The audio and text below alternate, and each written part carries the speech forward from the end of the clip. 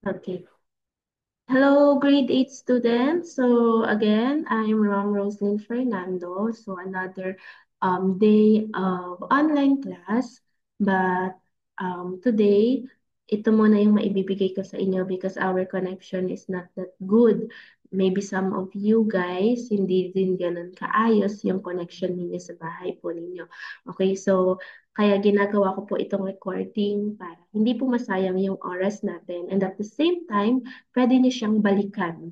Okay, while you making an assignment or doing an activities, just like that. Okay, so for today, we are going to discuss about multiplying of a monomial exponent.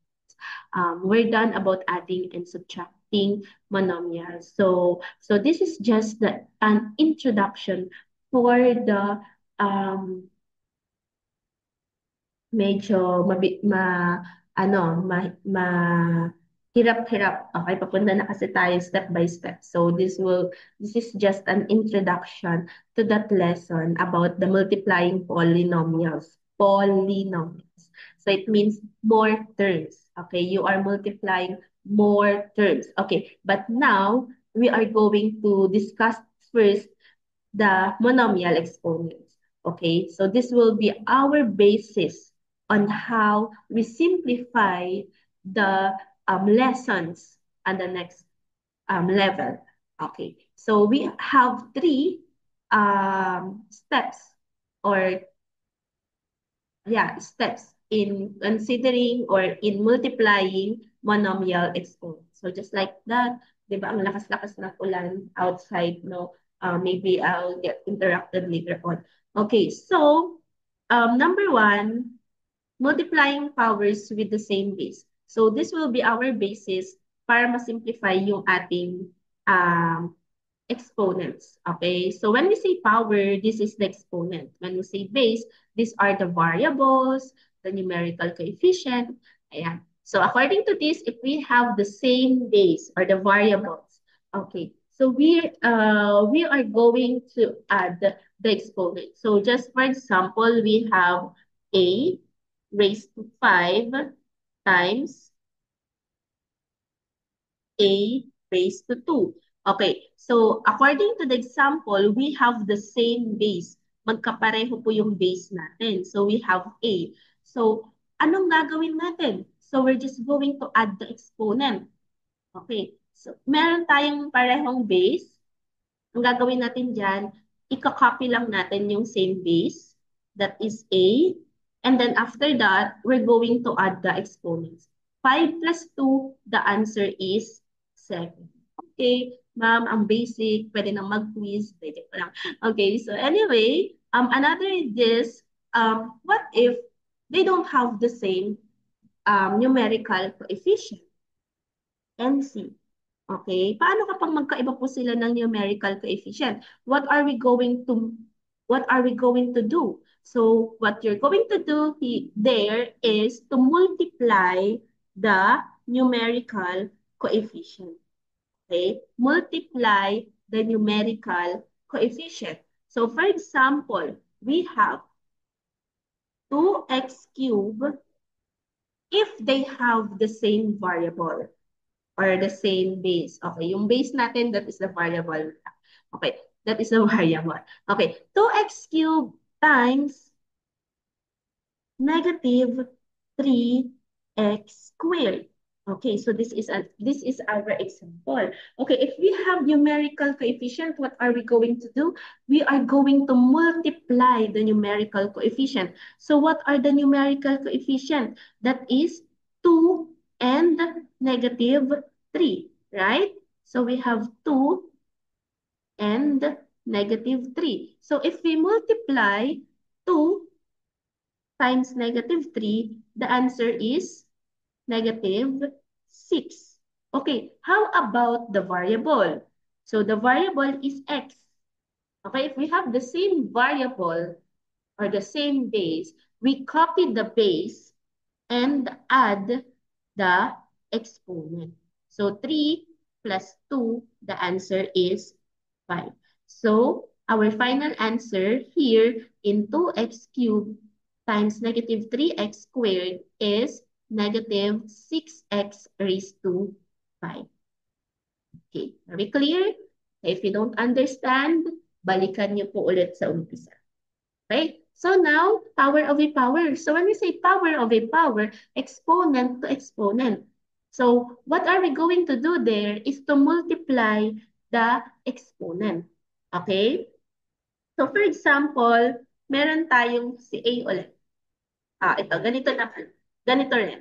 A, we only have one base here, no? Kasi ang sabi doon, power to power, power of a power. So for example, we have A raised to 5 raised to the power of 2. Okay? So, ma'am, bakit ganyan? Dalawa na yung exponent. Okay, so what are you going there is to multiply the exponent. Kapag nakakita kayo ng dalawang exponent na magkapato, okay? Or magkatabi. Ayan. Tapos napaghihiwalay lang ng parenthesis. What are you going to do there is to multiply the two exponents. Okay, again, magkaiba po ito si number 1 at saka si number 2. As you can see, we only have one enclosed parenthesis in number 2, while in number 1, we have two enclosed parentheses. So, in number 1, we add the exponents kapag magkahiwalay sila ng parentheses. But in number 2, magkatabi sila, iisa lang yung parenthesis, we multiply the exponents. So, huwag niyong kakalimutan yan. Okay? So, ang gagawin natin, copy the base. And then, what are you going to do next? Is what? Multiply the exponent. 5 times 2, the answer is 10. Okay? So next, how about, ma'am, what if si number 2, lalagyan natin siya ng numerical coefficient. Dalawa yung exponent, tapos, anong gagawin natin? Okay, so number 3 na po yun papasok. Power of a product. Okay? Power of a product. Okay. So, dadagdagan natin yung, ito, dadagdagan natin. Find the power of each factor and multiply. Okay. So, for example, dadagdagan natin yan. 3a raised to 5 squared.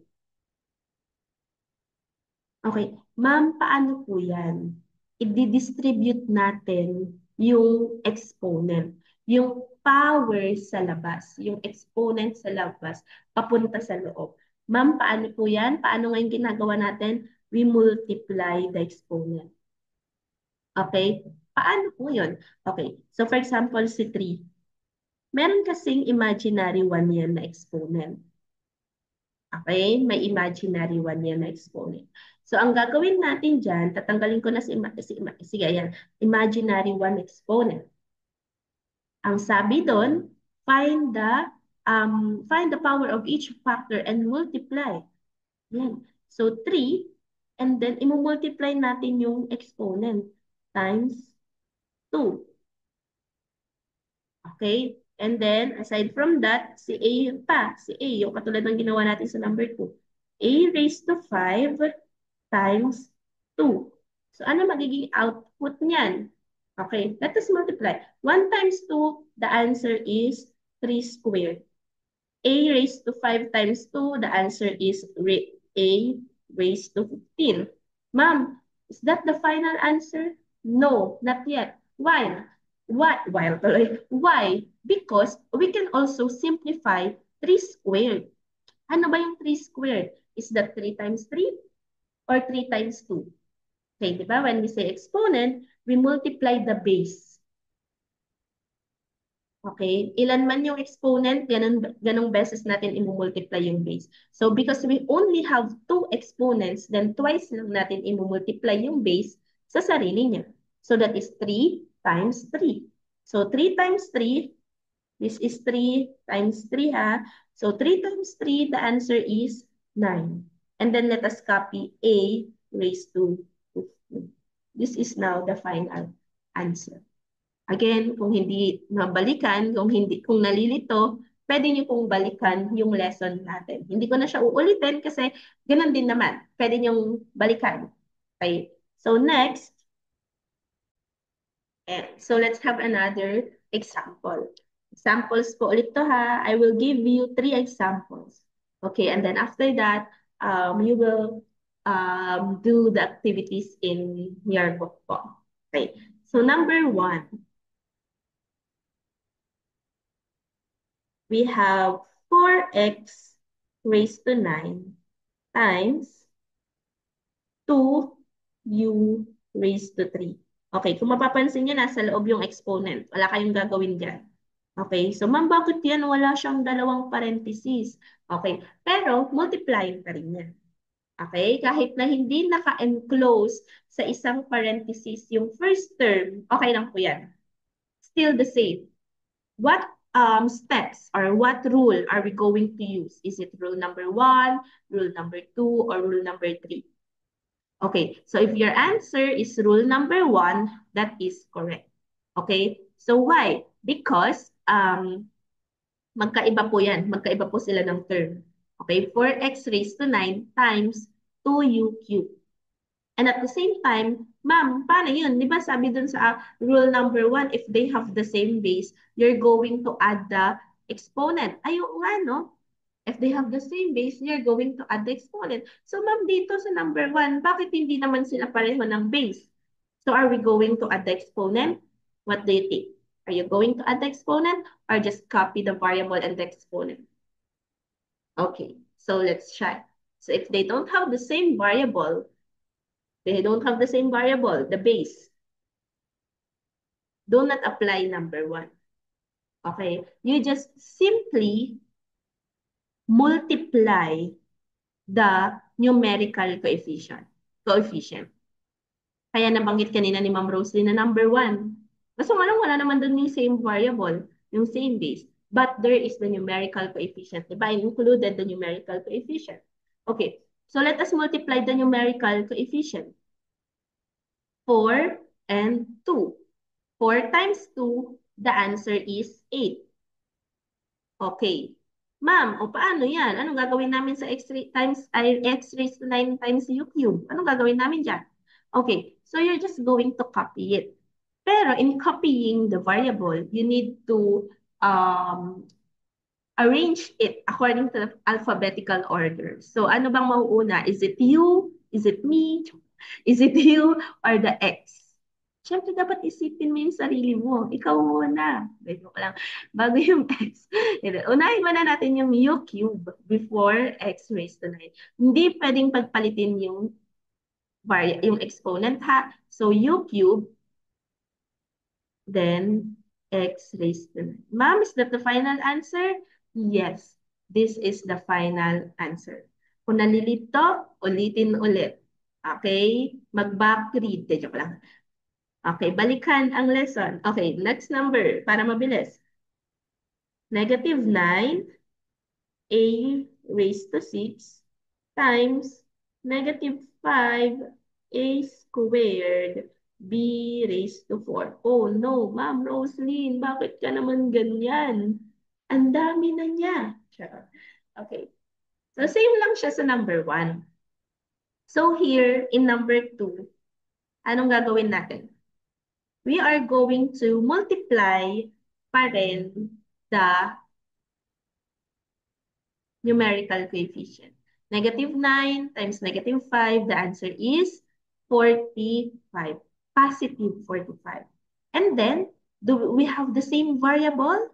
Yes, meron tayong magkaparehong base. Ano po yung magkapareho nating base? The a raised to 6 and a squared. Okay, so what are we going to do there? So we're going to copy the variable and then add the exponent, a. So 6 plus 2, the answer is 10. How about b raised to 4? May kasama ba siya? Wala. So anong gagawin natin kapag walang kasama? Just copy it. Ito na yung final answer. Are we clear? Of course, wala kayong choice. Mag-isa lang ako dito eh. Okay, number 3. So we have, mm, ito, 4pq ay 4p q cube times negative 2p raised to 4 cube. Okay. So same lang din. Dadagdag na lang ako ng isa pang example about the power and power. Okay. 4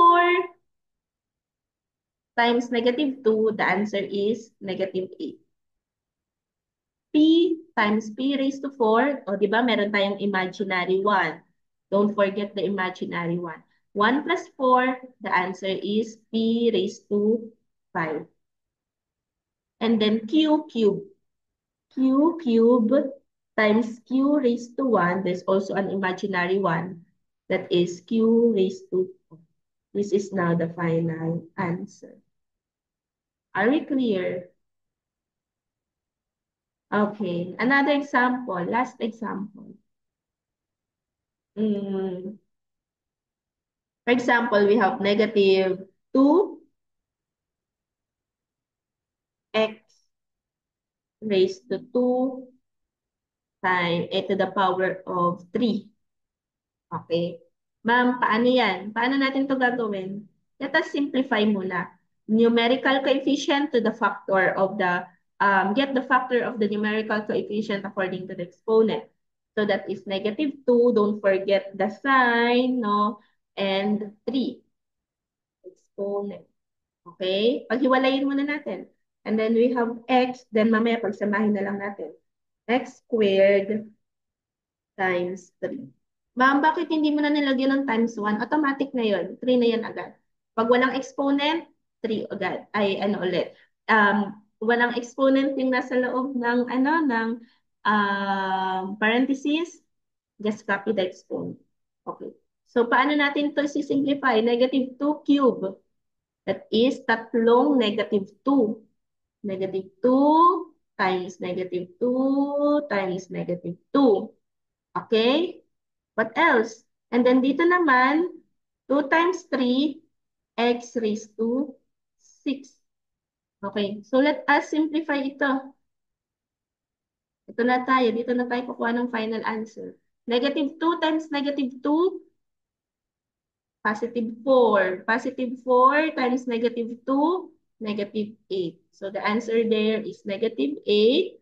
Copy the variable x raised to 6. This is now the final answer. Okay? Ayan. So that will be all for today. Tomorrow naman po ay dividing monomials. Okay? Hindi ko na to uulitin bukas. So you better watch this video. Sayang naman yung effort ni Ma'am Rosie. Ano? Bye and God bless. You're going to answer your book on page 24, letter D. Letter D. Letter D. Okay, so that's all for today. Goodbye and God bless.